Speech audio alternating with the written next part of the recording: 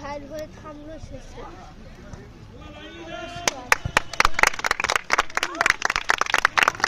এরপর আপনাদের সামনে কবিতা আবৃত্তি করছেন।